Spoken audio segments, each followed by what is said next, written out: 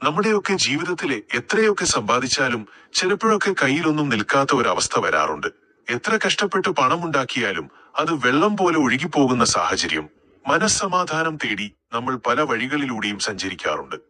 എന്നാൽ നമ്മുടെ പൂർവികരും ആചാര്യന്മാരും പറഞ്ഞു തന്നിട്ടുള്ള ചില ലളിതമായ കാര്യങ്ങൾ, അതും വളരെ നിശബ്ദമായി ചെയ്യേണ്ട ചില പുണ്യകർമ്മങ്ങൾ, നമ്മുടെ വിധിയെ തന്നെ മാറ്റിമറിക്കാൻ ശക്തിയുള്ളവയാണ് എന്ന് നിങ്ങൾക്കറിയാമോ? ഇന്ന് നമ്മൾ സംസാരിക്കുന്നത് അത്തരത്തിലുള്ള ആരും അറിയാതെ ചെയ്യേണ്ട, എന്നാൽ നമ്മുടെ തലവര മാറ്റാൻ ശക്തിയുള്ള ഗുപ്തദാനത്തെക്കുറിച്ചാണ്. ഈ ലോകത്തെ ഏറ്റവും വലിയ പുണ്യമെന്ന് പറയുന്നത് ദാനമാണ്. ദാനം എന്ന വാക്കിന് വലിയ അർത്ഥതലങ്ങളുണ്ട്. എന്നാൽ നമ്മൾ പലപ്പോഴും കാണാറുണ്ട് മറ്റുള്ളവരെ ബോധിപ്പിക്കാൻ വേണ്ടി ചെയ്യുന്ന ദാനങ്ങൾ, പേരിനും പ്രശസ്തിക്കും വേണ്ടി ഫോട്ടോ എടുത്ത് ചെയ്യുന്ന സഹായങ്ങൾ. സത്യത്തിൽ ഇതിനെ ദാനം എന്ന് വിളിക്കാൻ സാധിക്കില്ല. ഒരു കൈ ചെയ്യുന്നത് മറുകൈ അറിയരുത് എന്ന് പറയാറില്ലേ? അതാണ് യഥാർത്ഥ ദാനത്തിന്റെ മഹത്വം. ആരും അറിയാതെ, കൊട്ടിഘോഷിക്കാതെ, ഒരു നിശബ്ദ പ്രാർത്ഥന പോലെ നമ്മൾ ചെയ്യുന്ന ദാനത്തെയാണ് ശാസ്ത്രത്തിൽ മഹാദാനം അഥവാ ഗുപ്തദാനം എന്ന് വിശേഷിപ്പിക്കുന്നത്. ഇത്തരത്തിൽ രഹസ്യമായി ചെയ്യുന്ന ദാനത്തിന് ഫലം 100 മടങ്ങാണ്. അത് ഈ പ്രപഞ്ചത്തിലെ പോസിറ്റീവ് എനർജിയെ ആകർഷിക്കുകയും നമ്മുടെ തടസ്സങ്ങളെ നീക്കി സമ്പത്തും ഐശ്വര്യവും വീട്ടിലേക്ക് ഒഴുകിയെത്താൻ കാരണമാവുകയും ചെയ്യും. ജ്യോതിഷ ശാസ്ത്രപ്രകാരം നമ്മുടെ ജാതകത്തിലെ ദോഷങ്ങൾ മാറാനും കടബാധ്യതകൾ തീരാനും വീട്ടിൽ എന്നും ഐശ്വര്യം നിലനിൽക്കാനും ചില പ്രത്യേക സാധനങ്ങൾ രഹസ്യമായി ദാനം ചെയ്യുന്നത് ഉത്തമമാണ്. ഇത് ആരും അറിയാൻ പാടില്ല. ദാനം ചെയ്യുന്നതിനു മുൻപോ ചെയ്തതിനു ശേഷമോ ഇതേക്കുറിച്ച് ആരോടും സംസാരിക്കാനും പാടില്ല. അതാണ് ഇതിന്റെ ഏറ്റവും പ്രധാനപ്പെട്ട നിയമം. ഇതിൽ ആദ്യമായി നമ്മൾ മനസ്സിലാക്കേണ്ടത് ഉപ്പ് ദാനം ചെയ്യുന്നതിനെ കുറിച്ചാണ്. നമ്മുടെ നിത്യജീവിതത്തിൽ ഒഴിച്ചുകൂടാനാവാത്ത ഒന്നാണ് ഉപ്പ്. എന്നാൽ ആത്മീയമായി ഉപ്പിന് വലിയ സ്ഥാനമാണുള്ളത്. സമ്പത്തും സമൃദ്ധിയും വർദ്ധിപ്പിക്കാൻ ഉപ്പ് രഹസ്യമായി ദാനം ചെയ്യുന്നത് വളരെ നല്ലതാണ്. ഉപ്പ് എങ്ങനെയാണോ ഭക്ഷണത്തിന് രുചി നൽകുന്നത്, അതുപോലെ നമ്മുടെ ജീവിതത്തിലെ കയ്പുകൾ മാറ്റി മധുരം നൽകാൻ ഈ ഒരു പ്രവൃത്തിക്ക് സാധിക്കും. ആരും കാണാതെ അർഹതപ്പെട്ട ഒരാൾക്ക് അല്ലെങ്കിൽ ഒരു കുടുംബത്തിന് ഒരൽപ്പം ഉപ്പ് വാങ്ങി നൽകുന്നത് ലക്ഷ്മി ദേവിയുടെ അനുഗ്രഹം നമ്മുടെ വീട്ടിലേക്ക് കൊണ്ടുവരാൻ സഹായിക്കും. ഇത് ചെയ്യുമ്പോൾ മനസ്സിൽ പ്രാർത്ഥിക്കുക, എന്റെ കഷ്ടപ്പാടുകൾ ഈ ഉപ്പ് പോലെ അലിഞ്ഞു ഇല്ലാതാകണമേ എന്ന്. അതുപോലെ തന്നെ പലരും അനുഭവിക്കുന്ന വലിയൊരു പ്രശ്നമാണ് ജീവിതത്തിൽ ഒന്നിനും ഒരു വ്യക്തതയില്ലാത്ത അവസ്ഥ. എന്ത് ചെയ്താലും തടസ്സങ്ങൾ, കുടുംബത്തിൽ അസ്വാരസ്യങ്ങൾ. ഇത്തരം പ്രതിസന്ധികളിലൂടെ കടന്നുപോകുന്നവർക്ക് ചെയ്യാവുന്ന ഏറ്റവും ലളിതമായ ഒരു കാര്യമാണ് തീപ്പെട്ടി ദാനം നൽകുക എന്നത്. കേൾക്കുമ്പോൾ നിസ്സാരമായി തോന്നാം, പക്ഷേ ഇരുട്ടിനെ മാറ്റി വെളിച്ചം കൊണ്ടുവരുന്ന അഗ്നിയുടെ സ്രോതസ്സാണ് തീപ്പെട്ടി.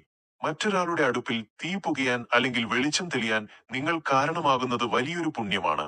ജീവിതത്തിലെ ബുദ്ധിമുട്ടുകളും പ്രശ്നങ്ങളും നേരിടുന്നവർ തീപ്പെട്ടി രഹസ്യമായി ദാനം ചെയ്യുന്നത് ആ തടസ്സങ്ങളെ കരിച്ചുകളയാൻ സഹായിക്കും എന്നാണ് വിശ്വാസം.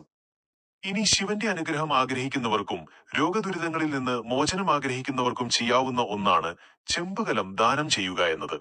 ശിവക്ഷേത്രങ്ങളിൽ ചെമ്പുകലം സമർപ്പിക്കുന്നത് അതീവ വിശേഷമാണ്. ഇത് നമ്മുടെ തലമുറകളായി നിൽക്കുന്ന ദോഷങ്ങളെ പോലും മാറ്റാൻ ശക്തിയുള്ളതാണെന്ന് വിശ്വസിക്കപ്പെടുന്നു. എന്നാൽ ഓർക്കുക, ഇതെല്ലാം ചെയ്യേണ്ടത് അതീവ രഹസ്യമായിട്ടായിരിക്കണം. നമ്മുടെ ഉള്ളിലെ അഹങ്കാരത്തെ മാറ്റി നിർത്തി തികച്ചും വിനീതമായി വേണം ഈ കർമ്മങ്ങൾ ചെയ്യാൻ. ദാനം ചെയ്യുന്നത് പോലെ തന്നെ പ്രധാനമാണ് എപ്പോൾ ദാനം ചെയ്യണം, എപ്പോൾ ചെയ്യാൻ പാടില്ല എന്നത്. ഗുപ്തദാനം ഐശ്വര്യം കൊണ്ടുവരുമെങ്കിൽ ചില സമയങ്ങളിൽ ചില വസ്തുക്കൾ ദാനം ചെയ്യുന്നത് ഉള്ള ഐശ്വര്യത്തെ കളയാനും കാരണമാകും.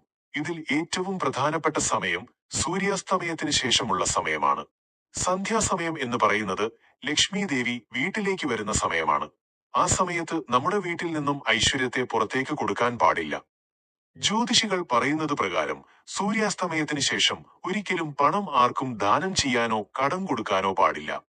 പണം എന്നത് സാക്ഷാൽ ലക്ഷ്മി ദേവിയുടെ രൂപമാണ്. സന്ധ്യ മങ്ങി വിളക്ക് വെച്ച് കഴിഞ്ഞാൽ ആ വീട്ടിലെ ഐശ്വര്യമാണ് ആ ദീപനാളം. ആ സമയത്ത് പണം കൈമാറുന്നത് സ്വന്തം വീട്ടിലെ ലക്ഷ്മി ദേവിയെ പടിയിറക്കി വിടുന്നതിന് തുല്യമാണ്. അത് സാമ്പത്തിക തകർച്ചയ്ക്കും ദാരിദ്ര്യത്തിനും വഴിവെക്കും. അതുകൊണ്ട് എത്ര വലിയ ആവശ്യമാണെങ്കിലും സന്ധ്യയ്ക്ക് ശേഷം പണമിടപാടുകൾ ഒഴിവാക്കുന്നത് നമ്മുടെ വീടിന്റെ ഐശ്വര്യത്തിന് നല്ലതാണ്. അതുപോലെ തന്നെ സൂക്ഷിക്കേണ്ട മറ്റൊരു കാര്യമാണ് പാൽ. പാലും പാലുൽപ്പന്നങ്ങളും ചന്ദ്രനുമായും ശുക്രനുമായും ബന്ധപ്പെട്ടിരിക്കുന്നു. ഒപ്പം അത് ലക്ഷ്മി ദേവിയുമായും വിഷ്ണു ഭഗവാനുമായും ബന്ധപ്പെട്ടതാണ്. രാത്രികാലങ്ങളിൽ പാൽ മറ്റുള്ളവർക്ക് നൽകുന്നത് ലക്ഷ്മി ദേവിയുടെ കോപത്തിന് കാരണമാകും എന്നാണ് വിശ്വാസം. പണ്ടുള്ളവർ പറയും, സന്ധ്യയ്ക്ക് ശേഷം വീട്ടിൽ നിന്ന് തൈരോ പാലോ പുറത്തേക്ക് കൊടുത്താൽ ആ വീട്ടിലെ പശുക്കൾക്ക് ദോഷം വരുമെന്ന്. അതിന്റെ അർത്ഥം ആ വീട്ടിലെ ഐശ്വര്യം നശിക്കും എന്ന് തന്നെയാണ്. അതുകൊണ്ട് അസ്തമയത്തിന് ശേഷം പാൽ ദാനം നൽകുന്നത് ഒഴിവാക്കുക. ഇത് വീട്ടിൽ ദാരിദ്ര്യം വിളിച്ചു വരുത്തുന്നതിന് തുല്യമാണ്. നമ്മൾ ചെയ്യുന്ന ഓരോ പ്രവൃത്തിക്കും പ്രപഞ്ചത്തിൽ ഓരോ പ്രതിഫലനങ്ങളുണ്ട്.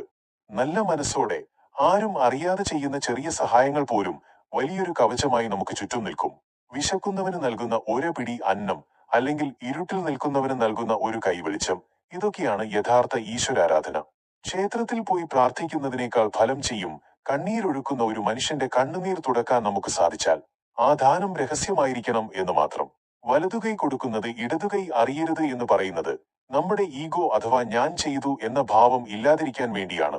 എപ്പോഴാണോ നമ്മൾ ചെയ്ത സഹായം പറഞ്ഞു നടക്കുന്നത്, അപ്പോൾ തന്നെ അതിന്റെ പുണ്യം നഷ്ടപ്പെടുന്നു. അതുകൊണ്ട് പ്രിയപ്പെട്ടവരെ, ജീവിതത്തിൽ സാമ്പത്തിക ഉയർച്ചയും സമാധാനവും ആഗ്രഹിക്കുന്നവർ ഈ കാര്യങ്ങൾ ശ്രദ്ധിക്കുക. ഉപ്പ്, തീപ്പെട്ടി തുടങ്ങിയവ രഹസ്യമായി ദാനം ചെയ്യുക. അത് നിങ്ങളുടെ ജീവിതത്തിലെ കയ്പും ഇരുട്ടും മാറ്റി മധുരവും വെളിച്ചവും നിറയ്ക്കും. അതുപോലെ തന്നെ സന്ധ്യാസമയത്ത് പണം, പാൽ എന്നിവ കൈമാറാതിരിക്കാനും ശ്രദ്ധിക്കുക. നമ്മുടെ പൂർവികർ പകർന്നു തന്ന ഈ അറിവുകൾ വെറും അന്ധവിശ്വാസങ്ങളല്ല, മറിച്ച് പ്രകൃതിയുടെയും ഊർജത്തിന്റെയും ശാസ്ത്രമാണ്. ഇത് ജീവിതത്തിൽ പ്രാവർത്തികമാക്കൂ, മാറ്റങ്ങൾ അനുഭവിച്ചറിയൂ. ഐശ്വര്യപൂർണമായ ഒരു ജീവിതം നിങ്ങൾക്ക് ഓരോരുത്തർക്കും ഉണ്ടാകട്ടെ എന്ന് ആത്മാർത്ഥമായി പ്രാർത്ഥിക്കുന്നു. നന്ദി.